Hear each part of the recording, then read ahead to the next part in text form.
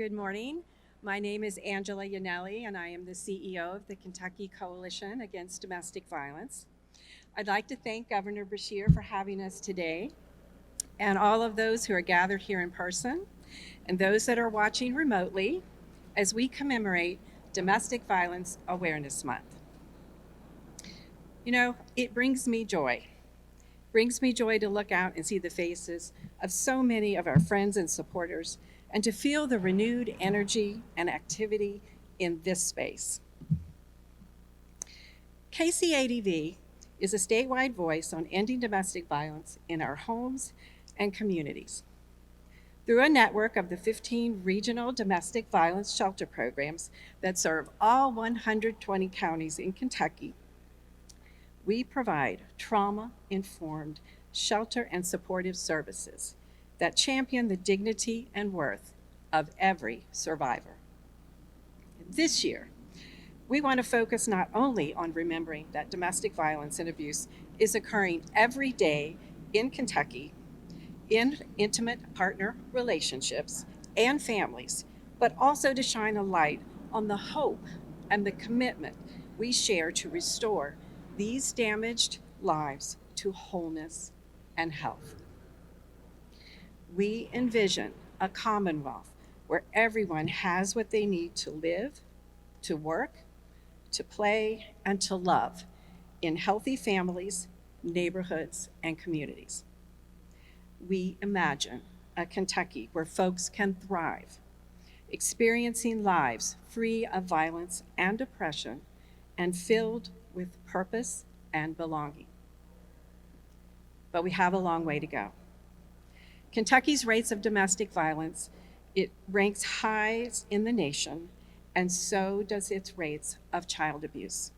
And since we know that domestic violence is widely underreported, we can assume that these numbers are even higher. This means that at any given moment, a large percentage of Kentuckians are grappling with the visible and invisible effects of trauma, including people in this room, people in this building, and people watching right now from their laptops and their phones.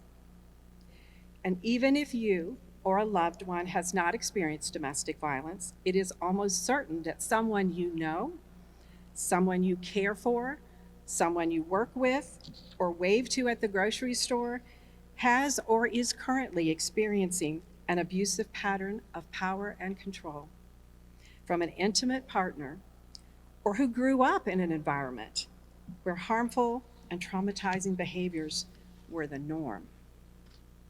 And to be clear, domestic violence is not always physical. Many people associate domestic violence with bruises and battering of the body, but that is only one of many behaviors that abusers use to make themselves feel powerful by hurting and controlling others. Verbal and emotional abuse are pervasive and common. Some survivors have reported to us that wounds to their hearts, their minds, and their spirits are even more damaging. Bank accounts, reputations, careers, relationships with your children and loved ones are frequently targeted. Financial abuse, reproductive and sexual coercion, stalking, and intimidation are just a few of the many harmful behaviors that exist and often coexist along a spectrum of abusive tactics that survivors experience every day. The scale of the public health epidemic of domestic violence in Kentucky, the pervasiveness and abundance of abusive tactics, the accumulation of tangled layers of trauma, including what we see and what we cannot see, well, it's definitely easy to see how we could feel overwhelmed and daunted, and quite frankly, we do many times. But there is hope. In 2021, in the thick of the COVID pandemic, Kcadv conducted a statewide study assessing the needs of survivors. One of the findings from that study that inspires and lifts us up is that survivors reported finding joy. Joy in one another, joy in their children, and joy in supportive connections that make them feel safe on their healing journey. So whether it's the laughter of a friend or their children blowing out the candles on their birthday cake, gathering and savoring simple joys help survivors keep going. So, what would a Kentucky free of violence and oppression and filled with purpose and belonging be like? It would be a commonwealth where every citizen has what they need to flourish, and one that makes it easy for everyone to be rich in joyful moments. Survivors have set an inspiring example that we are honored to follow.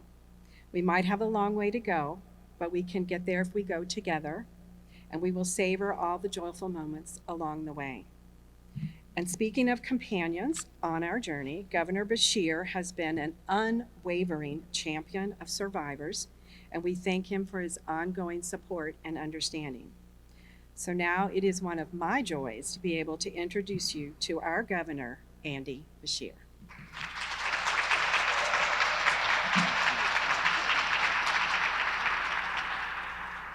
Good morning, and thank you for all being here. Thank you, Angela, for that introduction, but more than that, your words and your message. The concept of a violence-free Kentucky is something pretty special, and that we ought to strive for and accept nothing less. Think about a commonwealth where no one is subject to domestic violence. No child is ever subjected to child abuse, where everyone has that opportunity to live their potential without the trauma that comes with that harm and continues long afterwards. And I know as we work towards that goal, the Kentucky Coalition Against Domestic Violence will be right there in the front, leading the way. I've had the opportunity and the pleasure of working with this group, I'd say not since my dad's term in office, but my mom's term. Jane Beshear, whether it was the beginning of the Shop and Share program or through so much other advocacy, was a champion whose example I look forward to continuing to follow. I'd also like to point out and thank Lieutenant Governor Jacqueline Coleman and Personnel Cabinet Secretary Jarena Weathers for being here with us today, along with my senior advisor, Rocky Atkins, with the governor, the lieutenant governor, our cabinet secretary in charge of hiring everybody, our senior advisor. I hope you see you have the full administration's support. We're going to continue to listen. We're going to continue to learn, and together, we're going to continue to act to better protect our children and our families. All of us wanted to be here today to stand with survivors and recognize your incredible courage. It's not easy to share your story, to go back to some of the most difficult moments, to resurface your trauma. But I know that you do so that you can help others.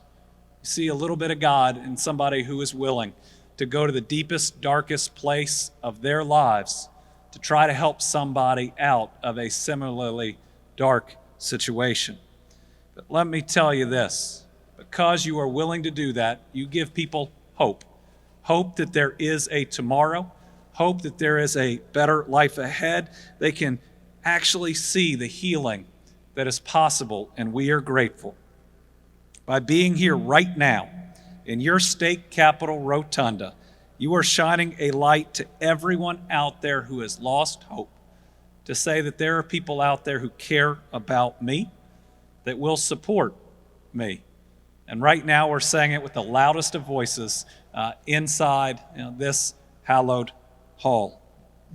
We're coming together this morning because October is Domestic Violence Awareness Month, and we want to support survivors in bringing attention to this issue. If even just one person in our state fears for their safety, it is one too many. And we know that there are far more than just one right now at this very moment that are worried about their lives or their children's lives. Domestic violence affects both men and women, and the statistics are staggering. I mean, in Kentucky, more than 45% of women, that's almost 1 in 2, experience intimate partner physical violence or rape in their lifetimes. Listen, as a son, as a husband, as a dad of both a girl and a boy, that is absolutely unacceptable. And we've got to work every day to make a better Commonwealth where 45+% of Kentucky women aren't subjected to that type of violence and trauma. And then 35% of men experience intimate partner physical violence in their lifetime. As Attorney General, I saw firsthand the suffering and long-term trauma experienced by children and families affected by domestic violence and sexual assault. And we fought hard to protect and to seek justice and to provide healing for those individuals. We increased investigations and arrests of human traffickers, and we charged a record number of child predators. We fought against rollbacks of protections for campus sexual assault survivors. We also made sure Kentucky would never have a rape kit backlog again, and we never, ever will. We created a cold case unit to seek justice for those that have been denied it for far too long. And even those were very important steps. Maybe the most important was we were the first office in the nation to form a survivors council, knowing that to truly learn and to be a survivor first type of office, we needed to be hearing every single day from those that had been through this trauma. And I am so proud of the work that Survivors Council did in helping other people and helping us to be better. We launched Green Dot, a violence prevention program for bystanders for the entire Attorney General's office. We were the first state constitutional office to do that training. As your governor, I've continued the fight to seek justice and healing for victims and survivors. I want Kentuckians to know that they have an advocate working for them, lifting up their voices, and also listening to those voices when they talk about the changes that need to be made. So since taking office, we've awarded more than $96 million in grant funding to protect victim services throughout Kentucky. In April, I signed Senate Bill 271, which requires the Commonwealth to produce an annual report on domestic violence-related data. We can't address a problem until we admit it. And even if that means that we have or show the type of statistics we do, maybe because we're more honest about it and actually seek the data more strongly than others, we can't help the number of individuals that are out there needing it unless we're honest about how many people are subjected to this form of violence. In September, we announced nearly $23 million in grant funding from the Federal Victims of Crime Act to support victims of crime in the Commonwealth through children's advocacy centers, court-appointed special advocates, domestic violence programs, and sexual assault programs. Earlier this year, I signed Senate Bill 38 into law, which defines Class A and B felony incest as a violent offense. And it's hard to believe it took that long to describe the A and B as a violent offense and to ensure offenders serve longer sentences for committing some of the most heinous acts imaginable. And at the beginning of the year, we announced an additional $850,000 was going towards the Kentucky State Police to hire a new investigator with the Sexual Assault Kit Initiative investigative team to focus on investigating and identifying sexual offenders there primarily in Jefferson County. In 2021, we announced awards totaling over $4 million to fight sexual assault, domestic violence, stalking, and dating violence through the Violence Against Women Act. We've championed legislation like House Bill 310, sponsored by Senator Morgan McGarvey, which closed a gap in state law that previously allowed some defendants to avoid both prison time and mental health treatment. And they were committing some very violent and difficult crimes. Since 2015, more than 481,000 victims in the Commonwealth have been served thanks to the Federal Victims of Crime Act program. KSP's Victim Advocate Support Services also help by connecting crime victims or those involved in traumatic events with immediate resources such as mental health services, crisis intervention, or legal support. And I got to tell you, I'm incredibly excited about the new mental health hotline. The ability for people in crisis to be able to get the type of mental health support they need immediately, the same way we have 911 services for those in physical danger. Kentucky's domestic violence programs and shelters are open 24 hours a day, 7 days a week, and they are safe for survivors and their families. And let me just say, that was the case during a worldwide pandemic as well. I'm really proud of all of the work that each of our shelters and everyone that works in them did in the most difficult of times, putting their own safety at issue to serve those that needed help. You all are truly special, and you were there even when it was the hardest. We cannot and will not solve this crisis with just the people in the rotunda today, though they are powerful. We need everyone. So let's work together to make a real difference in our homes, our schools, and our communities. Let's lead with the courage that survivors show us every day.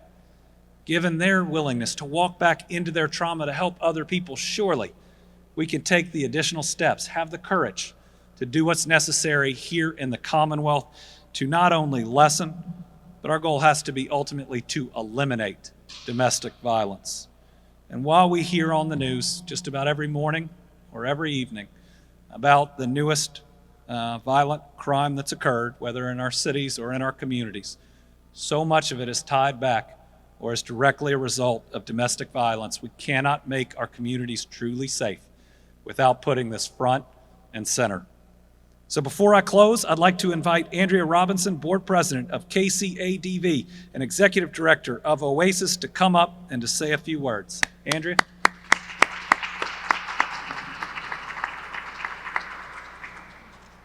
Thank you, Governor Beshear.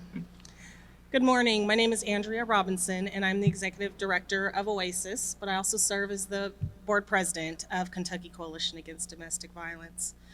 Both Governor Beshear and Angela have painted a good picture of the epidemic of domestic violence in the state of Kentucky and why it's so important for us to work together to create a Commonwealth free of violence and abuse.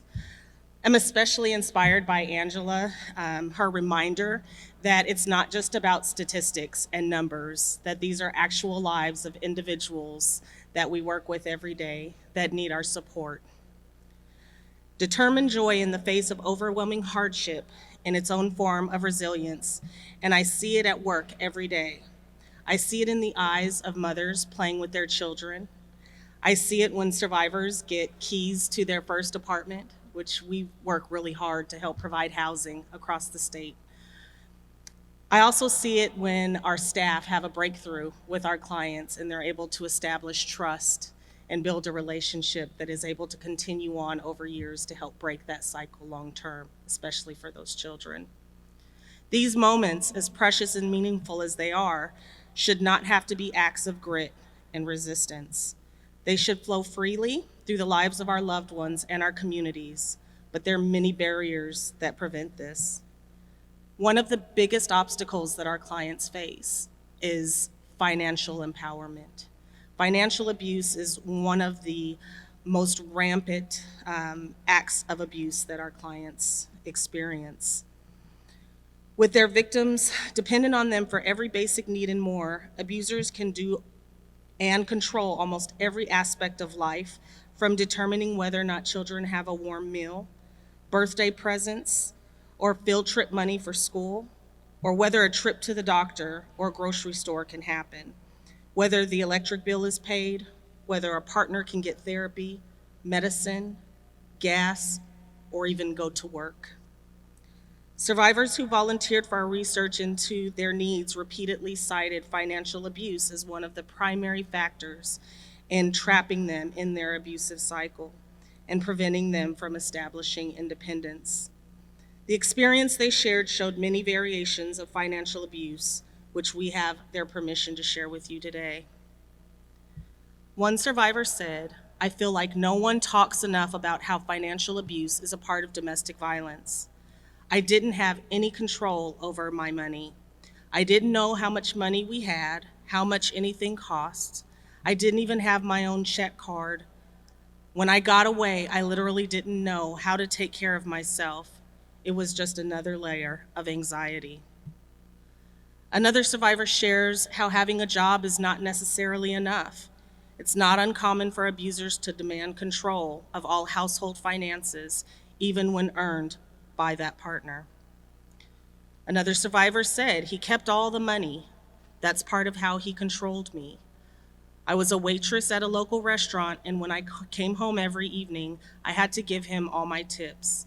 He had an idea in his mind of how much I should get, so if I didn't come home with all of or the amount that he expected, he'd get mad and accuse me of keeping some for myself. He'd tear apart my car, the whole apartment. For a long time, I didn't know how to deal with it and blamed myself for not doing better at work. Another survivor reports, when I first got away from my abuser, I was living with my cousin for a while. I had nothing, I mean literally nothing. I had some clothes and a toothbrush. I heard there were some classes I could take at one of the local churches. These things help you get back on your feet. I was excited until I found out they were just trying to show me how to save money or use a bank account. It was insulting, really. I felt talked down to. I'm poor, not careless. I literally had no money, and I can't save anything if I don't have any money or any way to get some. These are just a few examples of the ways that economic control plays a role in the lives of our survivors and the abuse that they encounter at the hands of their abusers.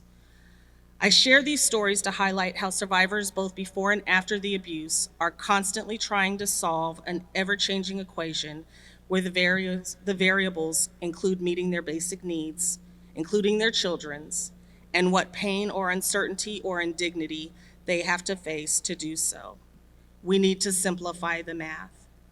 Not only do we need to make sure they're safe, but we need to be welcoming, dignified paths to safety from abuse, that we find ways to remove the many roadblocks survivors encounter on their journey towards health, safety, self-esteem, dignity, connectedness, wholeness, and much more, including moments of joy. I want to thank Governor Beshear for giving us this platform to continue to advocate for our clients every day. Thank you.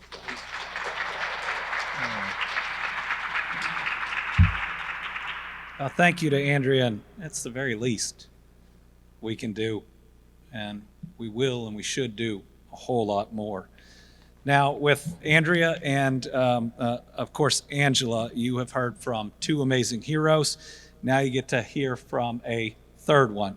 Darlene Thomas is the executive director of the advocacy agency Greenhouse 17. I've been able to see it firsthand.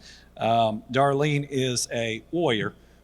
When something is needed, she makes sure we know, and we do our best to respond. Darlene Thomas.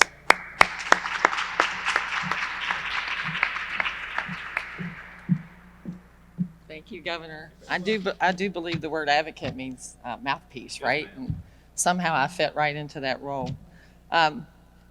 There is much to celebrate when we think about the steps that have been taken over the 33 years that I've been doing this work. But I also have to be reminded of the loss this year, honestly. And when I was thinking about what remarks I wanted to make, it just so happened that the other evening on Friday night, I was attending a beautiful celebration for a woman named Lydia Kcadv on what should have been her 40th birthday. Her teenage children, her family, her friends gathered to honor Lydia, while also trying to figure out their own healing journey and what life was going to be with this new normal without her. A new normal that would be filled of missed holidays, birthdays, and a lifetime of celebrations yet to be imagined. It was a large room, and occasionally this large room would be filled with silence to allow for moments of quiet grief, which was such a loving act by all people present. But mostly, I have to say, that room was filled with laughter, a sense of determination that Lydia Kcadv's death would be a catalyst for change and hope. I was inspired. Truth is, I'm inspired most every day as an advocate for survivors. Those who have or are experiencing abuse know what it feels and looks like for them. They attempt to mitigate and navigate their daily experiences with an abusive partner the best they can. However, what many survivors don't know is what their life can look like without abuse or violence. And it's not because they can't imagine that world, but that the journey to realize emotional and physical safety is often filled with unknowns and barriers unique to their experience. Maya Angelou's poem, Still I Rise, best explains my daily experience serving survivors. Because in the face of oppression, abuse, fear, and brutality, survivors still seek hope, joy, possibilities, and they strive to rise. And so must we. We as a community, as a society, can join this message to take the actions necessary to help survivors and their children. We may not be able to control every act of harm or pain, but we are not powerless. We can and we must speak out and educate ourselves about domestic violence. You may not think you need to know until it's someone you love or care about that needed you to recognize the signs of abuse and the signs of an abuser.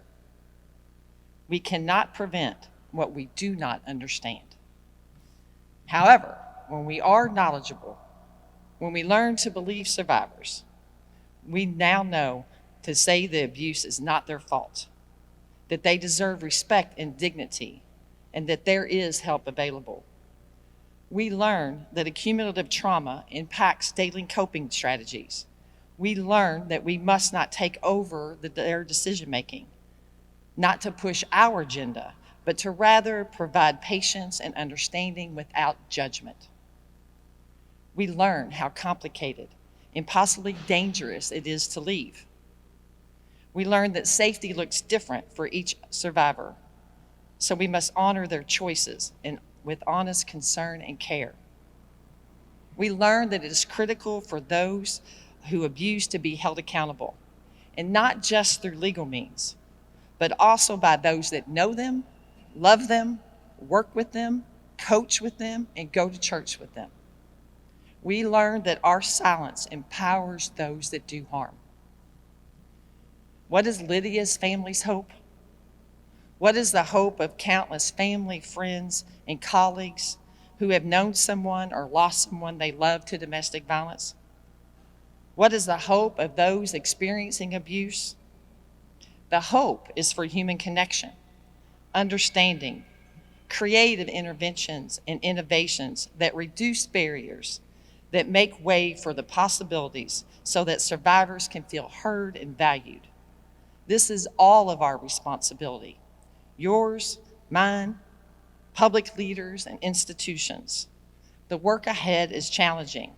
However, the hope is that we as a collective, one action at a time, create the cultural change that affords joy and safety to be realized by all in this Commonwealth.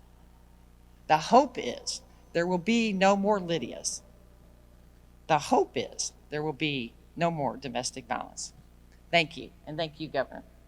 Thank you, Lieutenant Governor.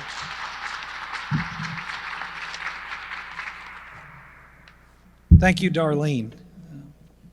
Scripture tells us, I alone know the plans I have for you. Plans to bring you prosperity and not disaster. Plans to bring about the future you hope for. Thank you to everybody who is here that is fighting to end domestic violence. Thank you to everyone that is here that's providing healing and hope to those that have been harmed. In honor of you, and to recognize everybody out there who has either been through this trauma, is going through this trauma, or will go through this trauma before we collectively end domestic violence. Today, I'll be signing an official proclamation declaring October as Domestic Violence Awareness Month in Kentucky. So I want to ask Angela, Andrea, Darlene, Lieutenant Governor, Secretary Weathers, and anybody you all would like to bring up to please join us in signing this proclamation and saying loud and clear that the Commonwealth of Kentucky stands with you in working to end domestic violence. All right, I'll sign the first part of this. Here we go. All right, congratulations.